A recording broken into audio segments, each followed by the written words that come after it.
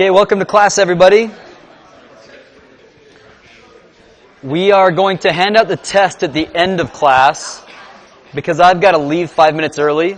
So the last 5 minutes of class, we'll hand those out so I can get to the airport. A couple things. First off, our learning objectives we'll get to in a second, but I want to do a quick announcement. Homework 9 is posted, and it's different than the previous homeworks, right? So if you pull it up, ABET, that's the engineering accreditation board, basically, that says what schools are legitimate engineering schools versus not. They come up with all these lists of things that you grade a course on at the end of a semester. You know, did you learn things, blah, blah, blah. Did you work in groups? Did you do all these things? Some of those have to do with working in teams. So, for example, it says you're going to develop an ability to function on teams whose members have interdependent and complementary skills, or an ability to communicate in technical information effectively in an oral and written form. So you can't do that if we don't do some sort of team project and some sort of oral presentation, right? So this is the one assignment where this is going to happen. And here's what we're going to do. We're going to have you grow single crystals, and it's going to be a competition, right? There are 3 weeks as of today until the last day of class. So the competition will be to grow the largest single crystal between now and December 5th, 3 weeks from now, okay? It has everything to do with the concepts in this chapter. It's all about controlling nucleation and limiting growth, right? You don't want to nucleate a lot of things. You want to nucleate one site, and then you want to grow it like crazy, right? So it's up to you to figure out the best way to do that. I've given you some tips. The best thing you can do is watch this Russian dude's channel, THOISOI2.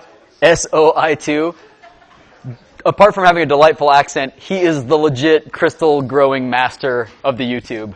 He's got lots of videos which I found myself watching at length. So check him out. It's all with stuff that you have in your homes. If you want to grow it with salt and sugar, salt or sugar I should say, go for it. If you want to look up other stuff and grow it with other stuff, that's fine too. If you want to add food coloring or something to make it look amazing, that's great. Here's the criteria is laid out here, how we're going to judge the best crystal. The key thing that I want to emphasize today is that this individual chunk, that's a single crystal. The giant, stick, that's a polycrystal. That's they have not controlled nucleation there. They have lots of nuclei which are all growing in tandem. That will not be a passing grade for this assignment. It needs to be a single crystal, right? One of these. Okay? And there's some tips for making that happen.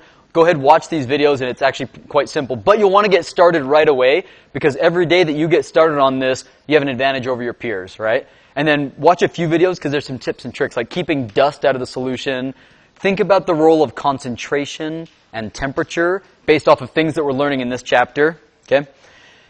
What does the oral presentation part look like? You're all going to make a PowerPoint presentation where you embed audio into it. You're going to have teams between 4 and 6 people, and that's strict. You have to find 4 and 6 people. I strongly recommend that you find a material science and mechanical engineering student to work with. If you're material science, raise your hand in here. So there's a few of you sprinkled about. So mechanical engineers, find one of them to be on your team. That's the idea of working in interdisciplinary teams, okay? So this basically goes over what the slides should entail. There's lots of stuff that it ought to have. One thing that I'm going to want you to do is actually draw your crystal structure in Vesta. Draw the planes and make sure that the angle between your planes matches what you're observing physically. For example, you could measure the angle between these planes on these crystals, but I want you to actually draw that in Vesta and see if you've actually grown the right thing. It should be pretty straightforward. So take a look at this slide, and if you have questions, go ahead and ask them. I'll say that it's worth trying your hardest, because the best team, which will be determined by the 50% by the amount of crystal grown, not by weight, because the molecular weight changes. So we're going to do this by the number of moles.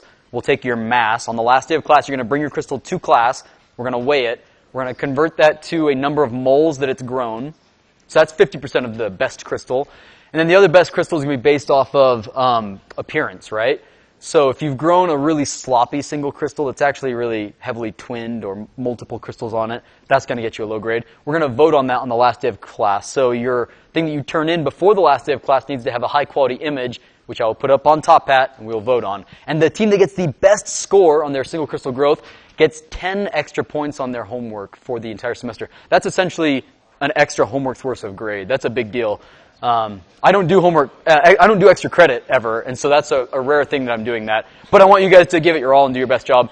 And then the top 3 behind that individual will receive mystery prizes, which in the past have been a delight. Okay, question, Sam? Yes, you are allowed, and you should put nail polish on it, especially if you do something that's toxic, right? If you do something that you shouldn't be handling with your fingers, the last step when you take it out should be to coat it with 1 or 2 coats of clear nail polish. Don't go wild on that, trying to get extra points and wait. So 1 or 2 coats, be honest. And the other catch is you have to take a picture of it every day that it's growing. So I know you didn't just go on eBay and buy some Russian dude's crystals, right? I want a picture every day. There's a few other things. Take a look at the PDF. It talks about exactly what I want you to do. And if you have questions, we can talk about it on Friday. Are there any questions right now? Any other ones right now before you've had a chance to look at it? Okay, we're going to keep going then. Okay, today's learning objective. Oh, sorry, one last thing I should say. The homework, like the book type questions from this assignment will be lumped together with the next assignment. And you'll have 2 weeks to do that one. So it'll be a little bit longer, but you'll have 2 weeks to do it. So I want to make sure that you can answer test questions related to kinetics as well. Okay? All right, our learning objectives for today, if we have time, we're definitely going to learn about how heterogeneous nucleation differs from homogeneous nucleation. And we're going to do that by actually deriving the critical radii size R star and delta G star and see how it's different, right? We're going to explain how the total transformation depends not only on the rate of nucleation, but also the rate of growth, right? Which is important as you're growing crystals. You want to limit nucleation and maximize growth, okay? We'll develop expressions for these as a function of temperature, just like before. We're going to describe how alloys can produce what are called dendritic structures. This is actually how snowflakes form with their interesting sort of, each one's unique sort of structure. It has to do with dendrites forming. And by the end of class, I think the last thing we'll do is we're going to talk about Avrami equation and how we can use that to model transformations, okay? Understand the rate at which they transform. Okay, so let's dive into heterogeneous nucleation. As we said before, heterogeneous nucleation is not when it happens just right in the middle of the liquid. That's when it happens typically on a surface, right? So that surface might be the edge of the container. If this is your liquid, of your salt or your sugar solution or your alum or whatever you're making your single crystals out of, if you just let this thing sit, crystals will grow on the edges, all around the edges first. And the reason that they grow on the edges is what we're going to learn about today. There must be a reduction in the energy required, right? Because it's more favorable. What you're going to do is you're going to put a little string, you're going to put a seed crystal on there, and the videos describe how you get a seed crystal. You basically just chip one of these things off, tie it to a string, and dangle it, right? And then this thing will grow over time. That is heterogeneous crystallization, as this thing keeps on growing. When you add a seed crystal or an impurity, right? If it's an impurity, if it's a speck of dust, it might look something like this. You've got a little piece of dust in there, and it starts to grow on the side of it until it grows all around it, okay?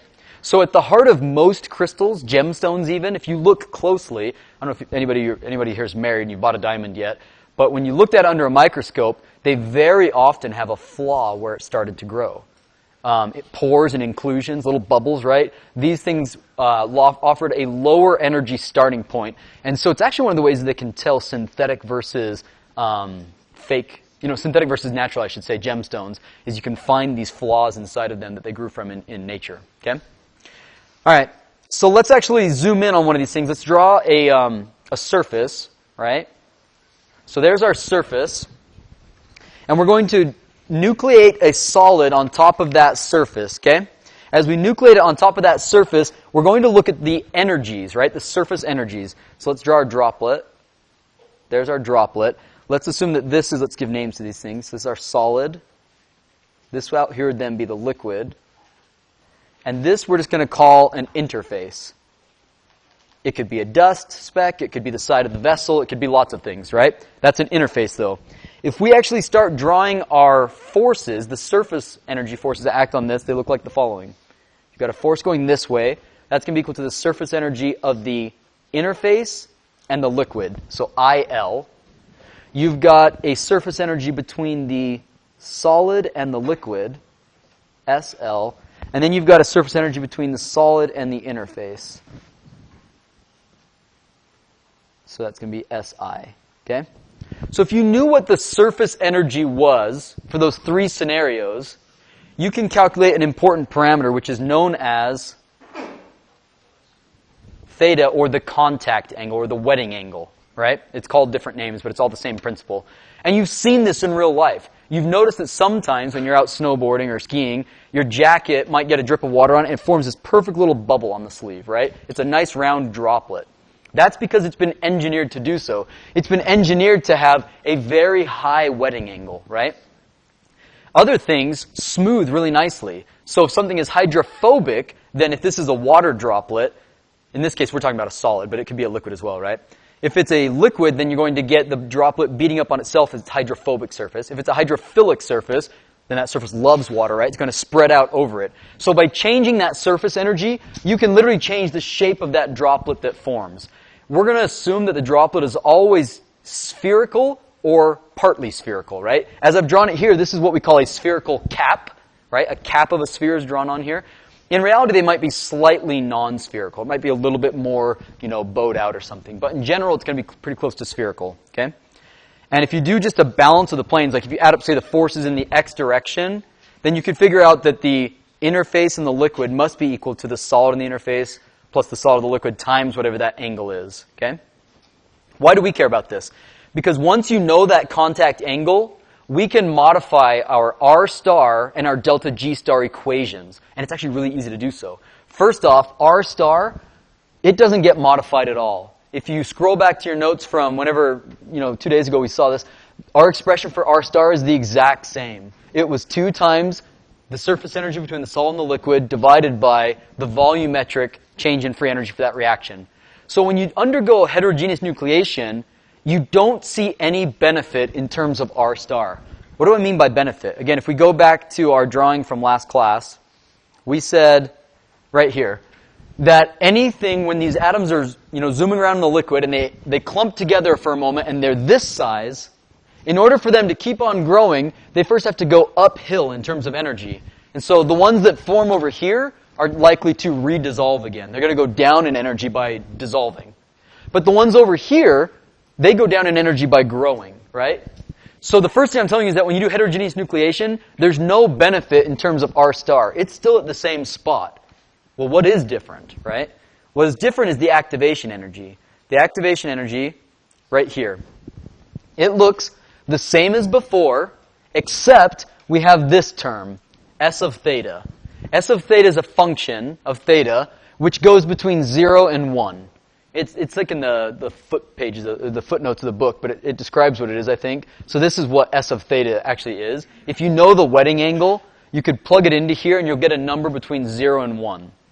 So if you have your same activation energy from homogeneous, that part right there is same as homogeneous. And you're multiplying it by a number no greater than 1, less than 1 typically, then you're going to have less activation energy no matter what. This is why heterogeneous nucleation is always better, right? It's always better. It always lowers your activation energy, okay? Okay, so let's ask this question, group question. So why is undercooling less for heterogeneous nucleation, right? So turn to your neighbor, explain to them, based on what we talked about, why would you expect to see less undercooling for heterogeneous nucleation than homogeneous nucleation? Go ahead. All right, Elias. Why? Definitely has to do with delta G.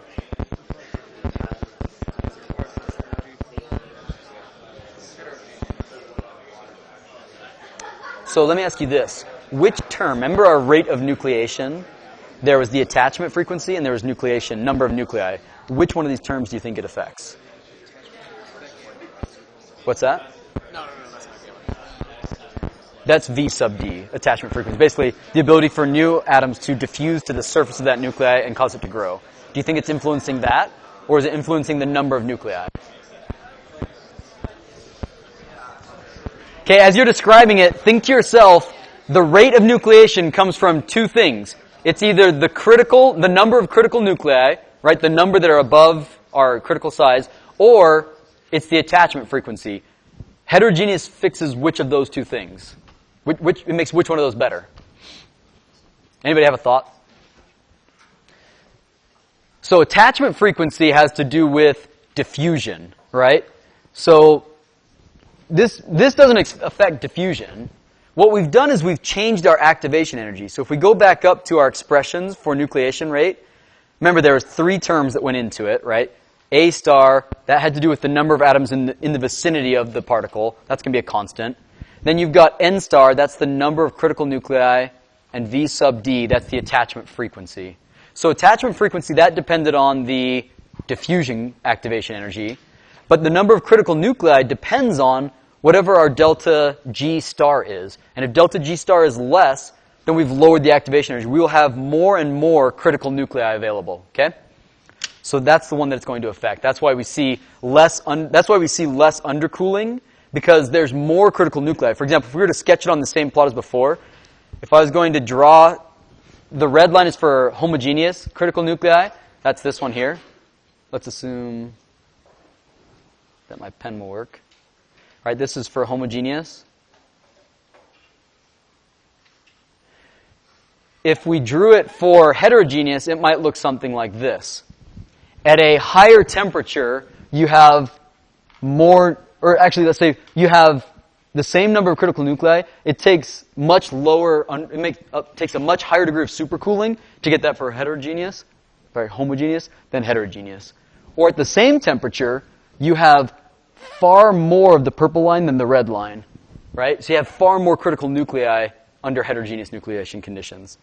Hence why there's less supercooling. This is why when you're doing the frozen water bottle example, you have to use Fiji water, or you have to be really careful as you walk over to the classroom with it, because if you jostle it too much, you introduce a nucleation site, and it will heterogeneously nucleate before you wanted it to.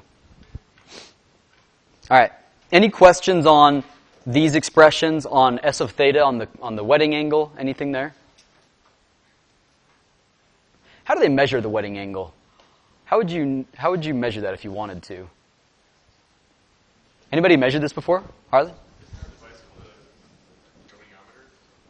So yeah, a goniometer, it can be used for a couple different instruments. That basically has a source and a sink, basically, of light or radiation or something, and you can change the angle between those. So like an X-ray diffractometer, X-rays come in, they hit your sample, and they bounce out, and you change that angle with a goniometer. The exact same tool can be used to measure the light. And literally all you're doing is you're looking at a picture from the side. Like as simple as that is, you put some of your typically wet, like it's a liquid on top of a solid is the typical example. You put it on there, you snap a picture of it, and you measure this thing, right? It's as simple as that, which is kind of surprising that actually works. And you can see they do it with like molten metals and all sorts of things. Molten metal, wetting angle. So they'll have to use a camera that can look inside a furnace, but you'll actually see, like right here, this is probably, at LBNL, that is a liquid of molten metal, right? And then you'd zoom in on that, and you could actually try and get a picture of that wetting angle, or the contact angle, okay? All right. So let me talk about an interesting application of this. A couple weeks ago, I was in the UAE, which is one of the driest places on the planet, and I learned that their country, as well as many others, they do cloud seeding. Cloud seeding is when you take advantage of heterogeneous nucleation to cause an event to happen at a much higher rate than it would under homogeneous conditions. And instead of what we've been talking about, which is a solid forming from a liquid, here you want a liquid to form from a gas, right? So you have water vapor in your clouds, and what they do is, if I can find it here. So if I jump ahead, you got your clouds, right? They take an airplane, and they literally fly it through the clouds with like some glorified sparklers going off the wings, right? And those sparklers are shooting off little tiny particles, little solids they're typically salts, things like sodium chloride, potassium chloride, magnesium. These little tiny things that then serve as nucleation sites for raindrops to form. The raindrops grow and grow and grow and picks up more from the surrounding cloud. And you can make a cloud rain that wouldn't otherwise rain, right? So, which is pretty rad. So you can see them actually doing it. They literally strap a bunch of these things to the wings, fly through the clouds and let them rip. And it's a little bit tricky to prove that it's working because a scientific experiment would have the exact same clouds and you fly through one doing your thing and you don't fly through the other. But over time, they've just shown that their rate of rainfall has dramatically increased by doing cloud seeding. California has done this. A number of countries have actually explored this. But all it is the exact same principle we're learning about. You introduce an interface, something cheap and non-toxic, and you disperse as much as possible through the clouds. You could shoot it up there, you could fly it up there, but there's lots of ways that they do it. Okay? All right. Okay, so let's redraw our energy versus radius diagram. Before it looked like radius, energy. It looked like this before, right? So this was for homogeneous, where R star was right there, and delta G star was up there. If we redraw this now for heterogeneous, it's going to look similar in that they both have the same R star, so they're both going to reach a peak at the same X position or R position, but this one will be less, right? So this would be heterogeneous. Okay? Any questions on this? On anything we've covered about heterogeneous versus homogeneous so far? So I've put this on a test lots of time in years past. I've asked which one's different, homogeneous versus heterogeneous. Is it R star or delta G star? Illustrate with a figure. And you basically reproduce this plot. That's been a common test question in the past. Okay. All right. What if we actually drew the nucleation rate plots for heterogeneous and homogeneous nucleation? So go ahead and sketch this with the person next to you. What should it look like? When I say nucleation rates, that's plotting as a function of undercooling. So this is temperature.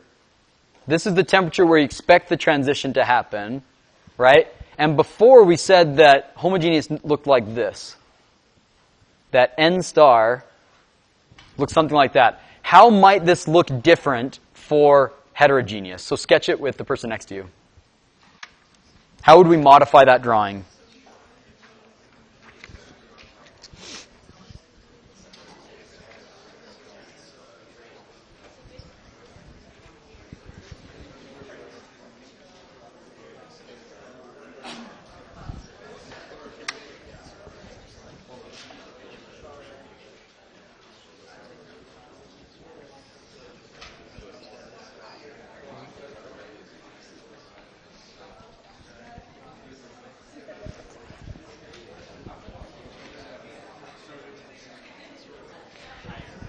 Okay, what do we think?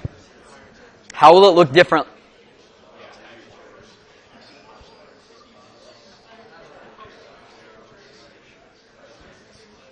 If you were going to sketch heterogeneous, so in the purple sweater there, well, maroonish, purple, yeah, you. I don't remember your name. What's your name first off? Zach, how might you draw it differently? Where would it be on this curve?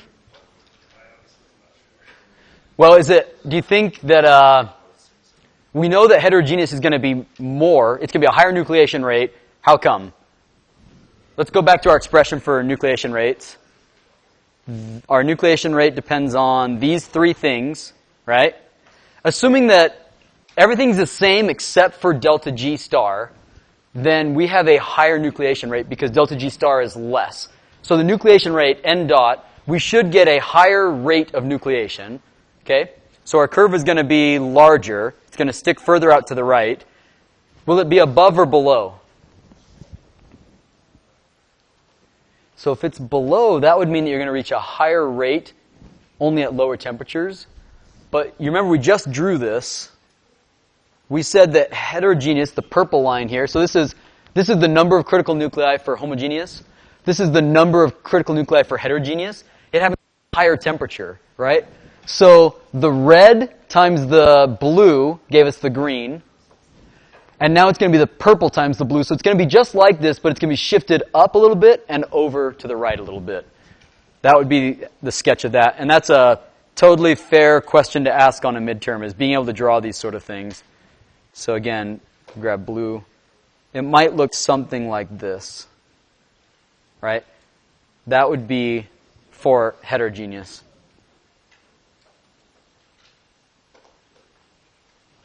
Any questions on that? Could you draw these things on a midterm, on a final? Okay. All right, so up until now we've been talking about nucleation, the rate of nucleation. As you're going to learn when you grow your single crystals, it's not just about nucleation. You then want them to grow, right? So growth depends on diffusion, right? So this should be, let me add a D to that. So it should depend on the activation energy of diffusion, right?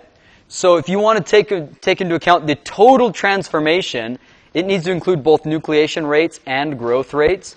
So if we sketched it, this was the last one we sketched like this. As a function of temperature, up here is your transition temperature. We said that this was our nucleation rate. Growth rate might be even further up. And so the overall transformation rate is going to be both of those multiplied by one another. So if we draw it, it might look something like this. Oops, switch color. Okay, our overall growth rate, or transformation rate, sorry, our transformation rate would look something like that. So T dot is your transformation rate. That's going to be the product of nucleation multiplied by growth, okay? Yeah, Sam? So, good question. Let me label it. So, blue is going to be this one here. That's our nucleation rate. Green one is going to be higher because it only depends on the activation energy for diffusion. Whereas nucleation depended on the activation energy of nucleation as well as attachment. So it'll be slightly higher. And when you multiply those two curves together, you would get T dot, which is your total transformation, okay? Okay, the last thing we have to do to this is we have to invert it. The reason why we invert it, because it's more easy to think about things in terms of time to completion rather than rate. So if we take 1 over the rate, right? 1 over rate, this equals time, right?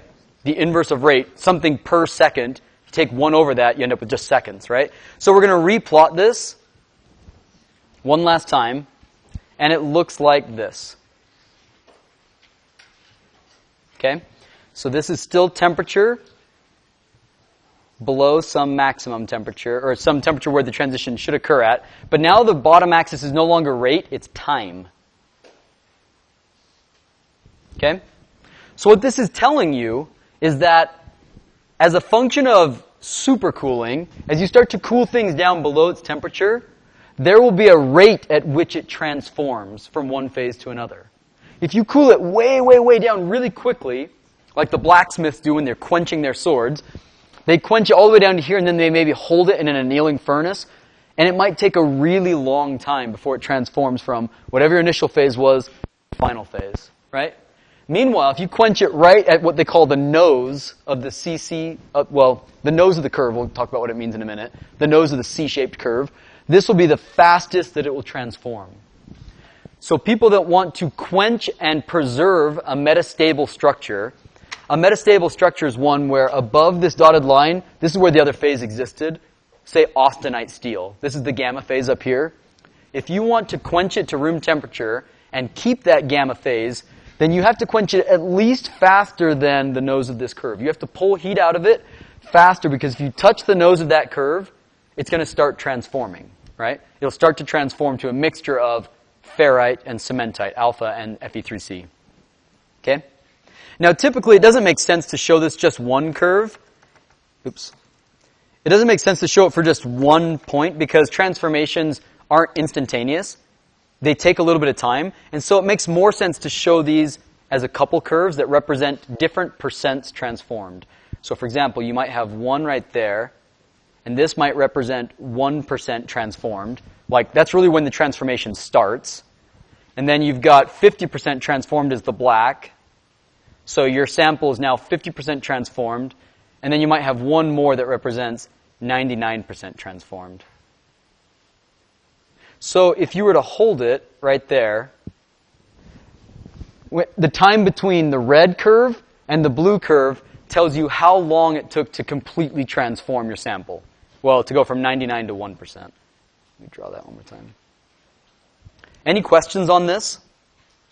So transformations are not instantaneous. They take a little bit of time. I mean, we saw that in the water bottle, right? They tapped it, and you saw it transforming through the bottle. It took a little period of time.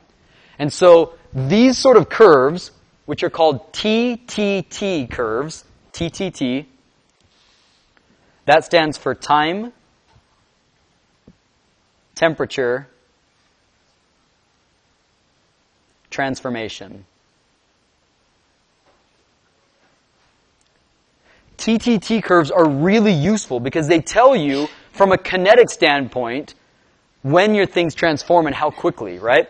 So if you're a blacksmith and you're trying to transform austenitic steel into, say, pearlite, that mixture, and you want it to happen as fast as possible, you would quench it right to this blue line, which is the tip of this nose of your C-shaped curve, and you would have to hold it right there, and that's the fastest that you can possibly completely transform this. And if you're trying to avoid the transformation, you've got to cool it down faster at some really fast rate such that you miss that. Your change in temperature versus your change in time has to miss that nose. Okay? Any questions on how we went from transformation rate, we took 1 over that value, and we ended up with these curves? TTT diagrams or TTT curves? Okay, we're going to do lots of examples of these, so that's coming. Let's talk a little bit more about these cast ingots, right? If you guys were to make a sugar or a salt solution trying to grow your single crystals, and you just mix it and then you forget about it, and you come back to it years later, like I have 2 on the dresser in my office that Emily left me, they look basically like this. Single crystals started to grow from the outside, and then you get these long crystals growing, and then you get sort of equiaxed crystals. So they're elongated, they're sort of more or less round, and they're small but sort of round on the edges. Why does it happen like that? Typically when you cast it into something, your molten liquid is going to be hotter than the beaker you're casting it into, the crucible that it's going into. Therefore, the beaker's cold, and so the stuff right that touches it, it gets cold quickly, and it's going to crystallize quickly, right? But then, heat has to slowly diffuse out of your crucible, and that creates a temperature gradient. The temperature gradient gives rise to these elongated grains that grow along the temperature gradient. In the middle of your crystal, where there's not a strong temperature gradient, they grow in a sort of equiaxed way. And crystals do this. If you chop open, not just crystal, like any ingot of metal, if you chop it open just from like the as-cast state, the microstructure would look something like this. I don't know if you can see those, but you've clearly got like your really long grains in the middle. If you zoomed in the very middle, they're sort of equiaxed, and really small grains on the edges, right? So think what that's going to do to properties, right? The properties of your thing. Is that going to be desirable or not desirable? Are you going to want to modify it afterwards? If you wanted to change the way that this grew, what would you do? So this leads to people trying to carefully control the way that heat leaves your crystal or your solid as you cast it, okay? If you don't take care, you can end up with dendrite growth, which is favorable or not depending on the application. And there's a really slick website at Cambridge that shows you how this works, this dendrite growth. So for example, you get dendrites growing under a certain scenario. And that scenario is when your crucible is quite hot, so it's close to the temperature of the liquid that goes into it, if it's pretty close. And then, if your thing, as it goes from a liquid to solid, if it absorbs energy, if that's an endothermic reaction, then technically it's going to decrease the temperature slightly. So here, watch, we'll see what happens here. So let's pick this profile, right? So again, the liquid that goes in is going to be slightly, so again, this is the solid that's forming. This is the liquid. If the liquid goes down in temperature slightly, because it's endothermic, it's absorbing a little bit of energy, then we can see what happens, right? In this case, you've got your solid, you've got your liquid.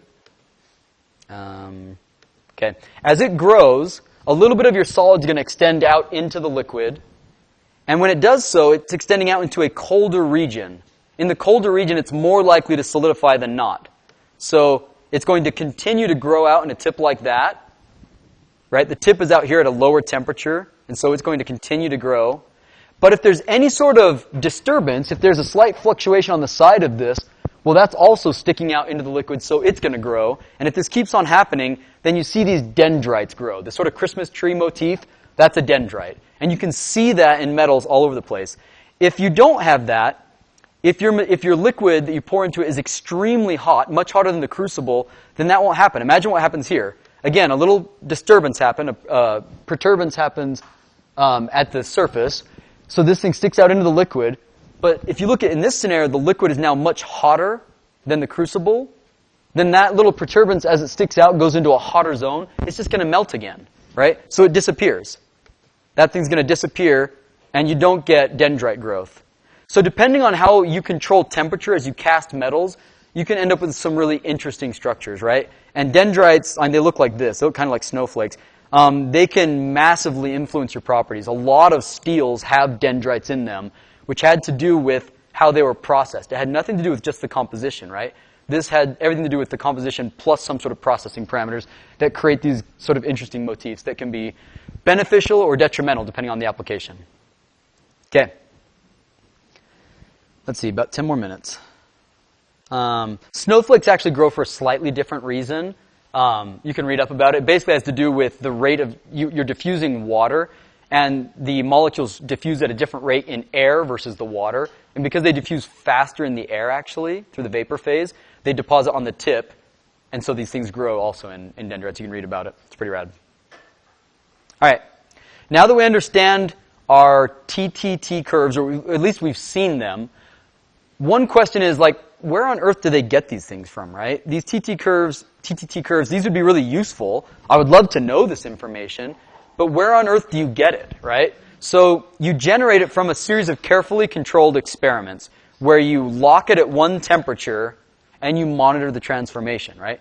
So this is no longer for a solid precipitating out of a liquid. This is for a polymer crystallizing. So a polymer, let's say that it was totally broken up, there was no crystallized regions. If they then heat it up to different temperatures and they monitor the crystallinity through something like X-ray diffraction, you could see that the percent transformation goes from 0 up to 1, right? 0 to 100%, or from 0 to 1 as a fraction. And it always has this sort of S-shaped curve, right? We call that a sigmoidal curve, okay? And so if you wanted to reproduce, if you wanted to create a TTT diagram, maybe turn to a neighbor, how would you create a TTT diagram from this experimental data?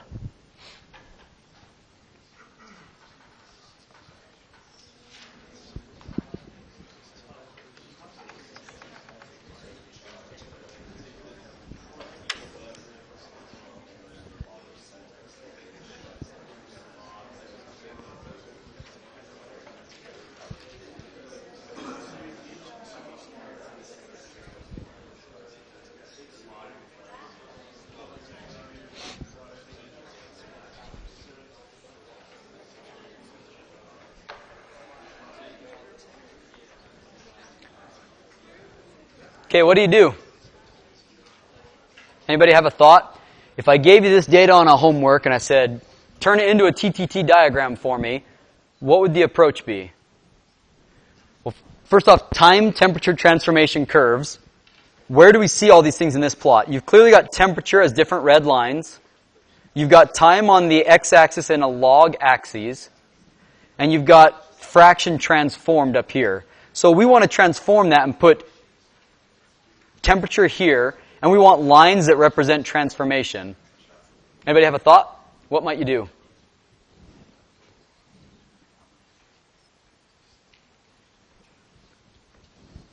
Surely somebody. Ashton, or actually you always answer. Whose name I'm forgetting? Matt.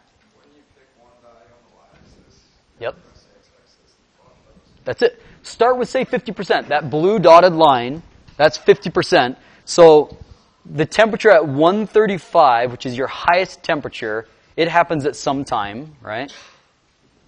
So you'd put that up here. This is maybe 135. It's at right there. Then you come over here. 119 happens right there. So that's at a lower temperature. Okay. Let's see, percent transformed. These are all at 50%. 113 is a little bit lower. It's over there. 102 is over here. 88 is over here. So this one, we've missed the nose of the curve. So had they measured at higher temperatures, we could presume it would do something like that. But the temperatures that they chose, they don't see that. But that would represent 50%. Then what would you do? What do you do next to fill out the rest of this curve to make it useful? 50% is helpful, but it's better to have 1% to 99%. So what do you do differently? Well, for 50%, we already had the blue line, so let's draw our own for a different temperature. Let's say for 10%, we want it right there. and for 90% up there. And you do it just like before. You just drop these things straight down. You say, okay, the same temperature, 135, it begins transformation. It's 10% transformed at that point. It's right there for the next one, there for the next one. I'm not drawing it perfectly, but it looks something like that. So that would represent sort of the onset of your transformation when 10% is finished. And we can do the same thing for 90%. It's going to be shifted a little bit to the right. For 90%, it's going to be something like there, there, there, there. And that's how you generate these curves. Could you do this if you needed to on a homework? Are there any questions on this? Yeah, Josh? So, and this one doesn't show the higher side of the nodes. How does that understand how transformation? Like, why does it slow down? Like, why? Oh, gosh. Why does the nose go the other? Like, why is it from a nose rather than just like a curve like that all the time? Great question. That's an excellent question. So it has to do with our total transformation, right? And it can be explained by realizing that our total rate of transformation, T dot, does not just increase at higher and higher temperatures. It tails off over here. Why? Why do we have a nose instead of just a constantly increasing rate at higher temperatures? Why is that? Turn to your neighbor and explain why is it not as fast at really high temperatures.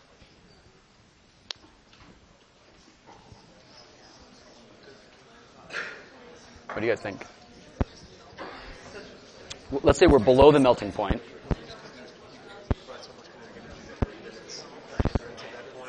Nope. Diffusion's always a good thing here. What are we missing?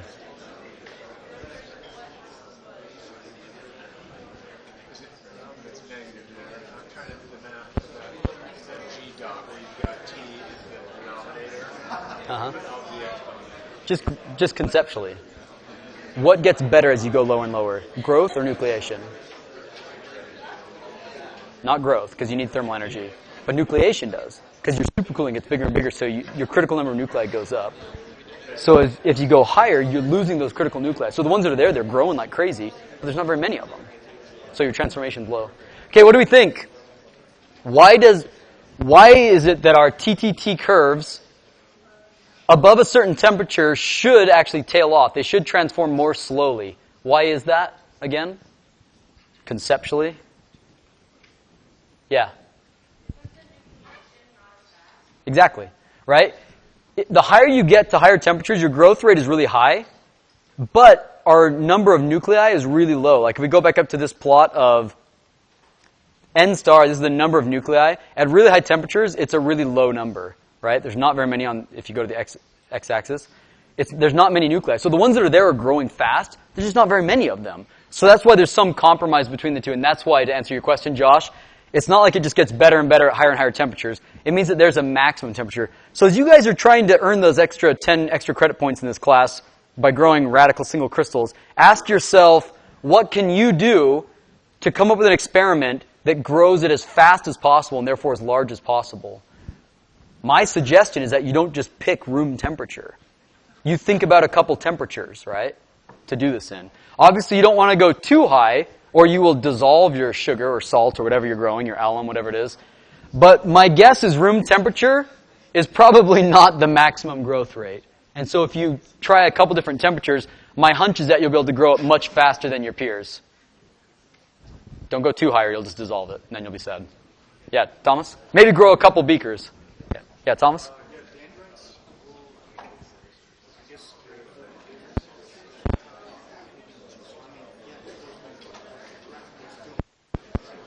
For dendrites? Oh yeah, it'll be too hot, it'll just redissolve though, so you don't want that. Okay, I've got to run. I got to get to the airport, so we're going to end now, and the tests are here. They're going to lay them out up front, and you can pick them up, and then we're done with class.